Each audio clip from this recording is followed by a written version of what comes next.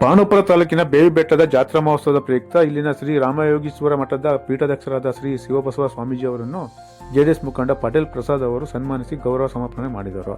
ನಂತರ ಮಾತನಾಡಿದ ಪ್ರಸಾದ್ ಅವರು, ಬೇವಿ ಬೆಟ್ಟದ ಶ್ರೀ ರಾಮಯೋಗೀಶ್ವರ ಮಠಕ್ಕೂ ನನಗೂ ಅವಿನಾಭಾವ ಸಂಬಂಧ ಇದೆ. ಹಲವಾರು ವರ್ಷಗಳಿಂದ ಶ್ರೀಮಠಕ್ಕೆ ಬರುತ್ತಿದ್ದೇನೆ. ಜೊತೆಗೆ ಬೇವಿ ಬೆಟ್ಟದ ಭಾರಿ ಜನಗಳ ಜಾತ್ರಾ ಮಹೋತ್ಸವಕ್ಕೂ ಭಾಗಿಯಾಗುತ್ತಿದ್ದೇನೆ. ಶ್ರೀಮಠವು ಸಮಾಜಮುಖಿ ಕಾರ್ಯಗಳನ್ನು ಮಾಡುತ್ತಾ ಬರುತ್ತಿದೆ ಎಂದರು.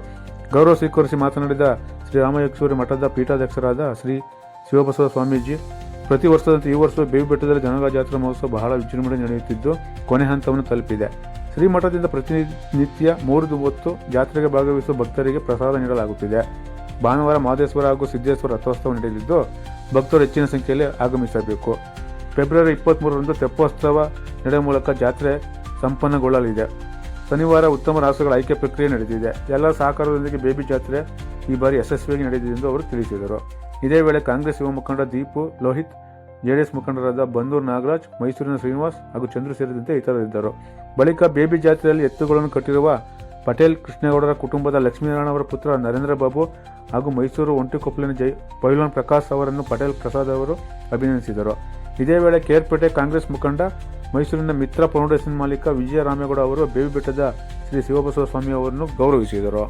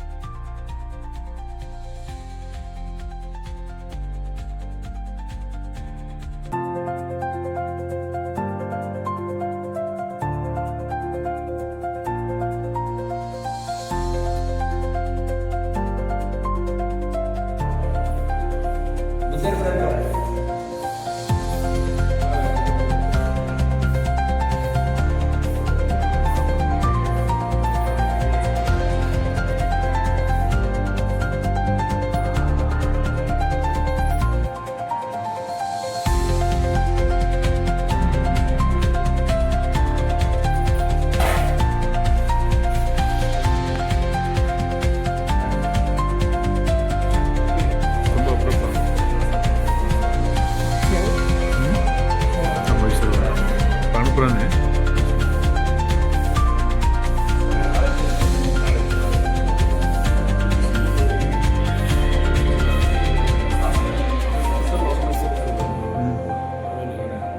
ಗೊತ್ತಿಲ್ಲ ನನಗೆ ಅವ್ರ ಕಡೆ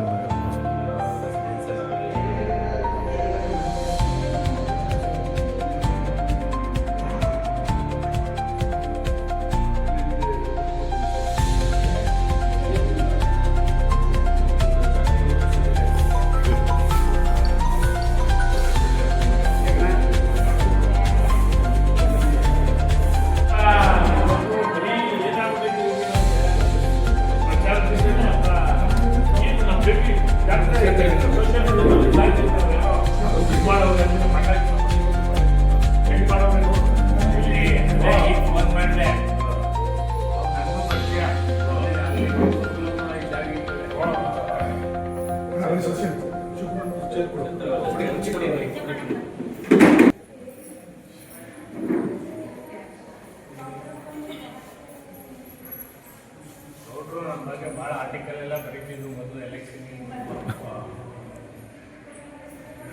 ಪಾಪ ಕೈದಾಯ್ತು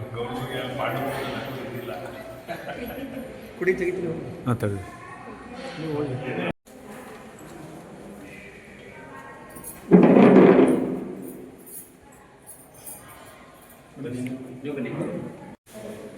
ಗುರುಗಳು ಶ್ರಮ ಪಡ್ತಾರೆ.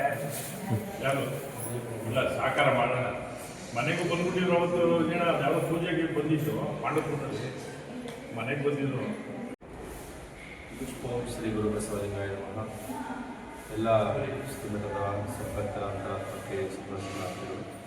ಪ್ರತಿ ವರ್ಷದಂತೆ ಈ ವರ್ಷವೂ ಸಹ ನಮ್ಮ ಬೇಬಿ ಬೆಟ್ಟದ ಭಾರಿ ಜನಗಳ ಜಾತ್ರೆ ಪ್ರಾರಂಭ ಆಗಿ ಇಲ್ಲಿನ ಕೊನೆ ಹಂತಕ್ಕೆ ನಮಗೆ ತಲುಪಿದ್ದೇವೆ. ಅದೇ ರೀತಿ ನಾಳೆ ರಥೋತ್ಸವ, ನಾಡಿದ್ದು ತೆಪ್ಪೋತ್ಸವ ಕಾರ್ಯಕ್ರಮಗಳು ಮಹದೇಶ್ವರದಲ್ಲಿ ನಡೀತಾ ಇದೆ. ಈಗಾಗಲೇ ಇವತ್ತು ರಾಸುಗಳ ಒಂದು ಬಹುಮಾನ ಆಯ್ಕೆ ವಿಚಾರದಲ್ಲಿ ರಾಸುಗಳ ಆಯ್ಕೆ ನಡೆದಿದ್ದಾರೆ. ಅದೇ ನಿಟ್ಟಿನಲ್ಲಿ ಪ್ರತಿಯೊಬ್ಬರೂ ಸಹ ಶ್ರೀಮಠದ ಭಕ್ತಾದಿಗಳು ತಮ್ಮದೇ ಆದಂತಹ ದಾಸೋಹಕ್ಕೆ ತಮ್ಮದೇ ಆದಂತಹ ಒಂದು ಕೊಡುಗೆಯನ್ನು ಕೊಟ್ಕೊಂಡು ಬರ್ತಾನೆ ಇದ್ದಾರೆ.